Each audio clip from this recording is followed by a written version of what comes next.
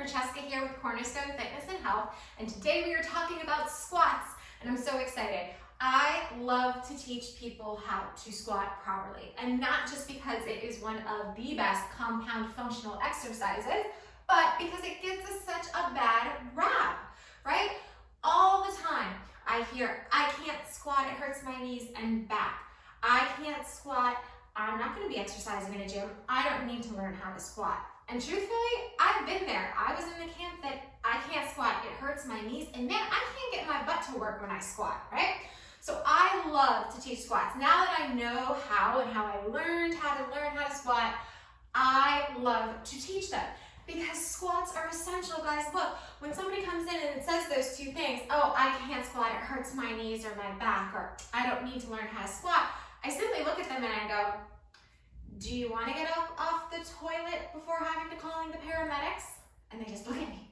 Or think about it. How often do we sit down and stand up, and sit down or stand up, or bend to pick something up, right? That bend should be a squat. So we need to go back and learn, okay, why can't I squat? What am I doing that hurts my knees and hurts my low back? Because most often, as it is with our electronics, it's user error, right? We're doing something in our form that's causing our knees to hurt or causing our low back to hurt. So we're going to do a couple of things in this video. I'm going to go over the 4 most common errors I see. I'm going to show you how to set up your form properly so you know. And then we're going to revisit the box squat that we did in that hip hinging video, because that is the perfect way to learn how to squat properly. So what are the most 4 common errors?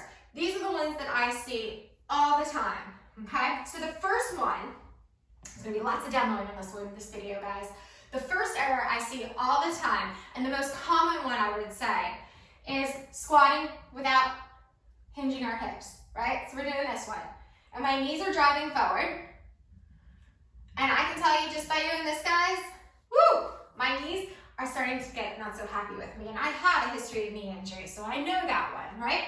But no wonder, right? This motion, look where all my power is going. It's going forward, right, to these knees. I've transferred weight by doing this motion to the balls of my feet, right? If we stay on the balls of our feet, quads activate, and then if I bend, all that power, all that energy gets shifted right into my knees.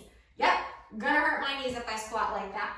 And honestly, this one cracks me up, because if I ask somebody to sit down, they'll stick out their butt. If I ask somebody to squat, they'll drive their knees forward. I don't know where we get lost in translation, but sitting down is a squat, right? You know that now, okay? So you've got to hinge your hips. So that knee driving forward is not knowing how to hinge your hips. The second thing I see a lot of times is maybe they'll start off really well and then all of a sudden we'll lose it. And they call this a butt wink. I don't make this stuff up. And that tailbone curves under. And all of a sudden again, now I've got knees and I've got low back. And that's losing our hip hinge as during the process of squatting. And lacking that core stability and strength, right? That causes all of that to tuck under. Third exercise foul when I see for squatting is going to be lack of scapular stability and strength in here. And that's where we squat and this starts to happen. And we fold and we round forward, okay? So instead of bending our knees to go deeper and following our tailbone back, we decide this has now become how we squat. And that's not using that scapula to keep our chest open, not falling back. And again, that's all low back injury. And depending on where your knees are going with that movement, could affect those knees as well. The final one has to do with feet placement and glute engagement, okay? So for this one, what happens, I'm gonna face you straight on so you can see, is we go and we start to come back and maybe those knees cave in, right? Or maybe we get in a squat, but as we go to stand up, those knees pull in. And that's a twofold. It could be because your feet are too narrow and you don't feel stable, or your feet are too wide and you don't feel stable. The main reason that happens though, guys, is you're not activating your glutes, or your entire glute, I should say. Glutes are made up of 3 muscles. That glute medius is responsible for that abduction movement, anything away from that center line of the body. So if that glute medius is weak, it doesn't have the strength to pull and keep those knees open, those knees are gonna cave in. All right, so those are those 4 common errors. And if you're kind of listening, you might have picked up on a big clue when I was going through those 4 errors. They all had something to do with that tripod table we covered right in the beginning of my videos, right? That top of the totem pole, top of the tripod, core engagement. 2, that hip hinge right off the bat. 3, scapular strength, mobility, and stability. All of those are what causes that chain in doing a squat to blow up, and we have those issues. So lucky for you, you have all those 3 in place. You know how to execute them. So now it's just putting them together with the movement. That 4th error, that knees caving in, I'm gonna cover right off the bat when I set you up in how to create a perfect form stance for that squat. All right, so we've got those 4 to be on the lookout. Let's set you up. Let's figure out where we need to be when we squat to make it strong and stable so that we can get up and out of the chair without needing help or a walker or flinging ourselves up. That's the point, right? We want to be strong and healthy for a long time. So when we set ourselves up in a squat, I'm going to look at those feet first because they're our foundation. They're our base. And in exercise, much like the rest of the world, okay, there are rules for form that we do not break because it just does not put our body in a very stable position, right? We don't want to go there. It's not good for us. And then there are rules that are more like a general idea. So feet placement for squats is one of those general rules, right? You'll always hear feet need to be shoulder width apart. Well, says who? Okay? My foot placement is going to be very much directly related to how my femur inserts into my hip socket, right? And because we're not cookie cutters and we're all built different ways and we've all had different experiences in our life that may change where and how wide my feet are. So if this does not feel comfortable for you, move your feet, folks. And I came out there, so I can't help you and go, oh, let's try this. You've got to practice on your own. And it's trial and error, okay? So for me, I know I'm generally a little bit wider and my toes are turned out to a 45-degree angle, which a lot of women are, okay? Play around with your feet. That's the point. Don't get stuck in my hands need to be shoulder width apart. We'll get there for push-ups, folks. My feet need to be shoulder width apart. Says who, okay? We're not all robots. We're not all cut the same. Play around. Find a stance you feel comfortable with. Okay, I had a teacher a long time ago who used to say, shake it out, drop your foot, shake it out, drop your foot. It's generally where you're gonna wanna stand. And she's kind of right, so you can try it, okay? But then you're gonna stand. And when we stand, we wanna ground through the entire foot, right? We have a whole foot, let's use it. So I call it the tripod stance. Heel, outside edge of the foot, ball of the big toe, okay? So when we stand getting ready to squat, you're gonna find your width that feels comfortable after playing around with it. You're gonna press through your heels, the outside edge of your feet, and the ball of your big toe. And then I'm gonna get my core engaged, right? That 5% engagement, belly button in and up, nice neutral spine. I'm gonna draw my shoulders down and back. I'm gonna use that scapular stability. Now it's time for the show. We're in a good spot, right? Keeping that core engaged, I'm gonna hinge my hip. And I'm gonna go, did I feel that light switch? Did I feel my glutes and my hamstrings engaged? If I didn't, I'm gonna come back and I'm gonna see reset. So once I got it, now comes the fun. Keeping planted, keeping core engaged. I'm gonna start to bend my knees and I'm gonna follow that tailbone back. And I'm gonna lower as slow as I can, keeping everything engaged. Now, as I come here, you'll notice that my knees have stayed over my ankles. My core is engaged. Yes, my hip tilted forward. That happens with the hip hinge, but my chest is open. I am going to squeeze my glutes, press through my heels, but keep my feet firmly planted and stand back up, right back into that neutral spine. Make sure you don't stay here. Right back into that neutral spine. Okay, so one more time. Right, we're gonna get ready. I'm gonna plant my feet. I know my stance. I'm gonna place pressure in my heels, the outside edge of my foot, the ball of the big toe. And engage my core. Shoulders are down and back. I'm gonna hinge my hips. Feel that connection. Keep the weight evenly distributed, guys. It's important. I'm gonna follow that tailbone back, bend my knees, lower as low as I can, keeping that form in check. I am pressing out. Like I'm pretending I have a band here. This is key. That's that outside edge of the foot. That will keep that glute to keep those knees open. Squeeze my glutes, drive through my heels.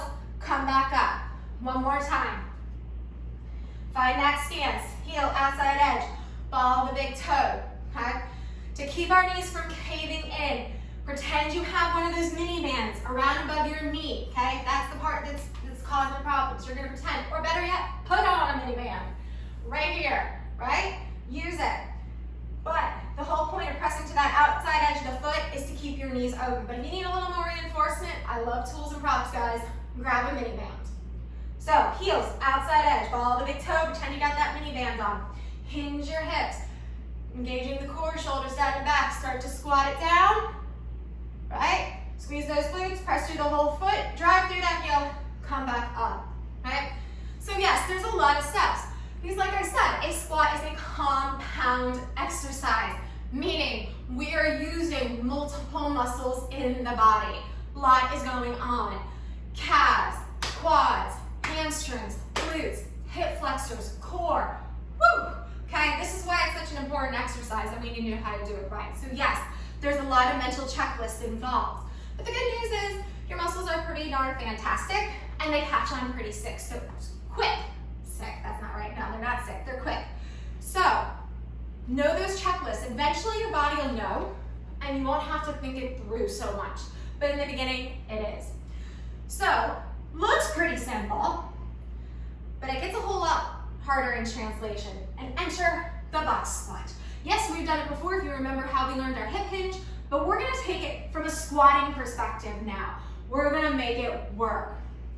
So again, we back ourselves up to that bench or a chair, making sure the back of our knees stays flush.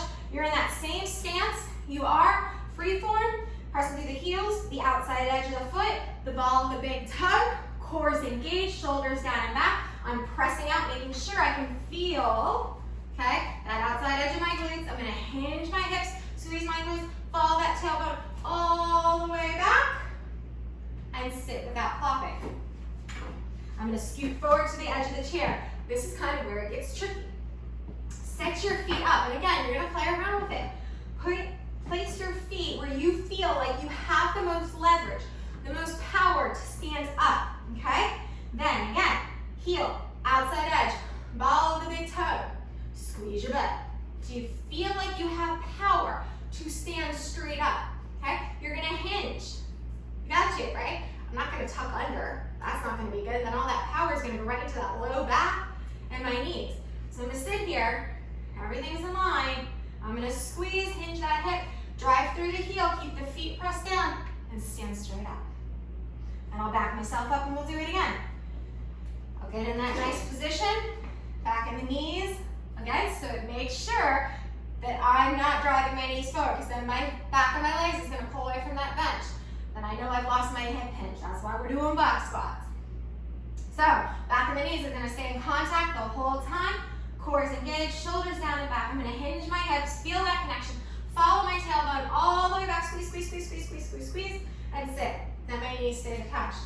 Scoot forward to the edge, find that placement. Shoulders down and back, core is engaged, heels outside edge, ball of the big toe. I'm gonna squeeze my glutes, hinge those hips, drive and come up, okay? And again, we wanna make sure that our knees don't collapse in, so use that mini band if you need to. That's a great tool to help keep you from pressing in. You'll have to press out, okay? So if we run over how to go through that form, you can understand why it's so complicated. It takes a lot, right? We've got a lot of muscles working together to create a squat. My suggestion is to practice without weights first, guys. When we add those weights, that scapular stability becomes all the more important, right? The heavier those weights get, the more the body wants to round forward. You've got to pull and keep up straight to be able to complete that task, okay? So, 4 things to look out for when we're squatting, right? Driving those knees forward, tucking that tailbone under, rounding and folding, okay? And those knees pulling in. Going over that checklist one more time. You're gonna set yourself up in your best stance, placing the weight in the heels, the outside edge of the foot, the ball of the big toe. We're gonna draw those scapula down and together. We're gonna engage that core with that 5% energy, belly button in and up. I'm gonna hinge my hips, feel the glutes and the hamstrings turn on. I'm gonna press on that outside edge, make sure my knees stay out. I'm gonna bend my knees and follow my hips all the way back. I'm gonna come here, I'm gonna squeeze those glutes, drive through the heel, and come all the way back up. And we use our friendly box squat to learn. I can't tell you how many days, how many times. This is where I learned how to squat, guys. I used this ad nauseum until my body got used to sitting all the way back, right? Back it up, back of the legs stay attached to the box or the seat or the chair. Shoulders down and back. Place evenly through heels, outside edge, ball the big toe. Core is engaged, hinge. Follow that line all the way back. Sit without flopping. Scoot it forward. String attached to the crown of the head. That's the thought. Squeeze the glutes, hinge, drive, and come up. Basically reversing the movement. It's not going to happen overnight. It's going to take practice, patience, time, and consistency, but it's worth it because we don't want to fling ourselves up all the time. We don't want to have to use our hands to get ourselves up. We want to be able to pick up something off the floor without hurting our back, without hurting our knees. Squats are important. They're awesome, and they carry so much power. So it's worth your time and investment of time to learn how to do it properly.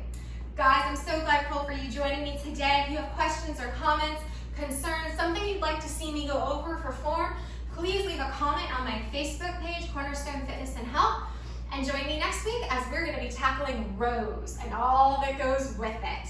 Thanks again, everybody. Blessings.